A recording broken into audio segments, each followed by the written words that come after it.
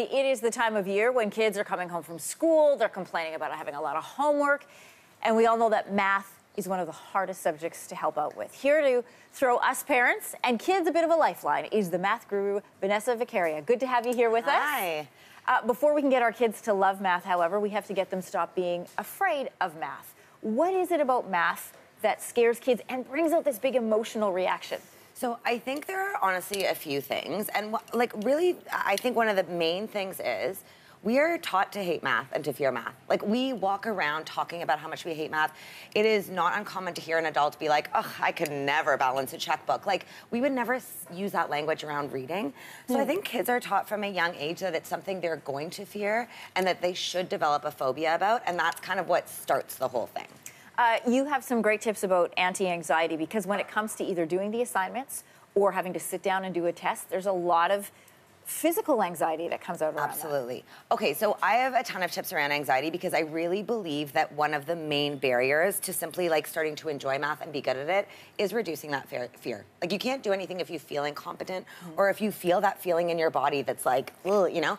So first, best tip ever for a kid, and they can do this while they're freaking out over their homework or in a test, is the body scan. Really simple. Put your feet flat on the ground, put your hands on your knees, close your eyes, and just 10 seconds, feel grounded. So feel your feet in the earth, feel your hands on your knees. Remind yourself that your body exists aside from the craziness happening in your mind at the moment.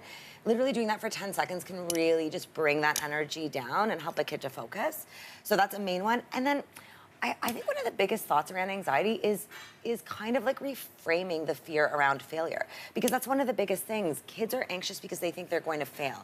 And in math, we're taught that it's right or wrong, you fail or you It's what some people who we would call math people like about math. There's only one right answer. Exactly. Well, and we're taught that. But really, talking to kids about how great failure can be, how it means you can learn from your mistakes, how it means that on the next test you're going to perform better and learn about yourself as a person, a learner, a studier, right. I think that can really help. Okay, but messaging from parents is a big part of that, right? If Absolutely. if you are not messaging that to your kids, if the pressure is you need to perform, what tips do you have for parents? Okay, and so the biggest tip, and I know we talk about this a lot, but so big, don't talk about how much you hate math. Yes. Don't talk about I had to correct myself on that. It's hard not to do, but I think saying to a kid, I was always bad at math, especially a young child, thinks, well, I can always be bad at math, or I'm born that way, right? It's kind of like a predisposition thing. So not talking about it that way. And I think talking about obstacles in your own life and how they've helped you. So to be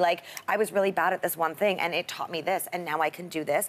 Stories around failure and eventual success and growth, that growth mindset stuff, is really important to talk about with a kid. It will certainly help their frame of mind, but how do you know when it is not just about sort of an emotional anxiety around math and it's actually something you need to call in a professional for? That's a really great question. So I think things have gotten a little twisted right now because the idea of being anxious and nervous is really sort of is scary for many people. So it's normal to be nervous around a test or to avoid homework, right? Kids do that. But when you see sort of behavior like crying or really avoiding in a way that does not seem usual, really not wanting to do that homework, throwing temper tantrums, stuff that seems really, really emotionally charged, I think that's a time to kind of re-examine what's going on. We could talk for hours about curriculum and how math is taught and the different kinds of math, but we'll leave it there. Thanks so much for coming in, Vanessa. Thank you for having me.